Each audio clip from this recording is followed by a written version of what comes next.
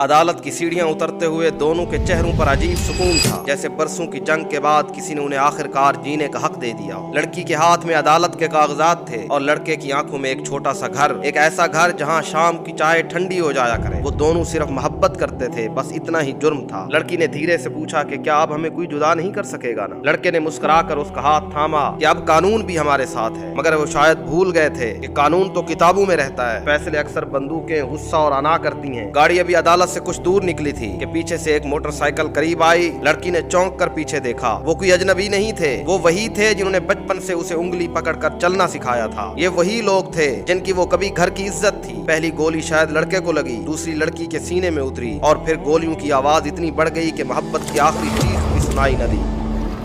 लोग रुके, कुछ ने वीडियो बनाई और कुछ खामोश रहे। फिर शहर दोबारा चलने लगा। अब क्या होगा? खबर सोशल मीडिया पर ट्रेंड करेगी, फिर कोई नया स्कैंडल उसे दफन कर देगा। लेकिन एक सवाल फिजा में मौजूद रहेगा कि आखिर मोहब्बत से इतना खौफ क्यों? लेकिन अब मेरी बात सुनो कि हर कहानी का सिर्फ एक रुख नहीं होता। जब कोई इंसान आपको कहानी का एक रुख दिखाए तो दूसरा रुख देखने की भी कोशिश करना। अगर एक लड़का और लड़की कई साल ताल्लुक में रहें, खुफिया तौर पर एक दूसरे से ताल्लुक रखें और फिर कहें कि हम एक दूसरे के लिए बेहतर हैं, तो सवाल सिर्फ मोहब्बत का नहीं रहता। सवाल ये भी बनता है कि क्या इस्लाम ने निकाह से पहले ऐसे ताल्लुक की इजाजत दी थी? क्या हराम रास्ते से शुरू होने वाले ताल्लुक में कभी वाकई बरकत हो सकती है? इस्लाम पसंद की शादी से मना नहीं करता, लेकिन इस्लाम हराम ताल्लुकात, खुफिया मुलाकातों और निकाह से पहले जिस्मानी ताल्लुक की इजाजत भी नहीं देता। बाज़ उलमा तो वली के बगैर निकाह की इजाजत तक नहीं देते। वो तो कहते हैं कि घर वाले राजी न हो तो निकाह बातिल है, निकाह होता ही नहीं है। अब एक और रुख भी है इस कहानी का। वो एक बाप का रुख है जो अपनी पूरी जवानी औलाद के मुस्तकबिल पर लगा देता है, जो अपनी ख्वाहिशात मार देता है ताकि उसकी औलाद अच्छी जिंदगी गुजार सके, जो अपनी भूख, अपनी थकन, अपना सुकून कुर्बान करता है सिर्फ इसलिए कि उसके बच्चे कभी महरूमी महसूस न करें। और एक माँ जो 9 महीने अपने जिस्म में तकलीफ उठाती है, फिर पूरी जिंदगी अपनी नींद, अपनी सियत, अपनी ख्वाहिशात कुर्बान कर देती है। फिर जब तुम एक दिन उठ के कहते हो कि ये मेरी पसंद है, ये मेरी जिंदगी है, ये मेरा हक है, तो याद रखो कि बहुत से वालिदैन के लिए ये सिर्फ अना नहीं होती, ये उनके एतमाद के टूटने की तकलीफ होती है। ये इस एहसास की तकलीफ होती है कि शायद अब उनकी औलाद को उनकी जरूरत नहीं रही। याद रखो कि इस्लाम पसंद की शादी से मना नहीं करता, लेकिन हराम ताल्लुकात, बगावत और वालिदैन की दिल आजारी की इजाजत भी नहीं देता। इस्लाम ने वालिदैन के हुकूक सिखाए हैं मगर जुल्म की इजाजत नहीं दी। इस्लाम ने पसंद के निकाह की इजाजत दी है मगर बेहयाई और हराम ताल्लुकात की इजाजत नहीं दी। आज मसला सिर्फ मोहब्बत का नहीं, मसला ये है कि हम सब सिर्फ अपना दर्द देखते हैं। मोहब्बत करने वाले सिर्फ अपनी मोहब्बत देखते हैं, वालिदैन सिर्फ अपनी कुर्बानियां देखते हैं। इस्लाम सबको देखता है। इस्लाम तुम सबको अपनी अपनी हुदूद में रह के उनके हुकूक देता है। यहाँ इस मुआशरे में कोई दूसरे के दिल में उतर कर नहीं सोचता। शायद इसलिए इस मुआशरे में मोहब्बत भी जख्मी है और रिश्ते भी कत्ल हो चुके।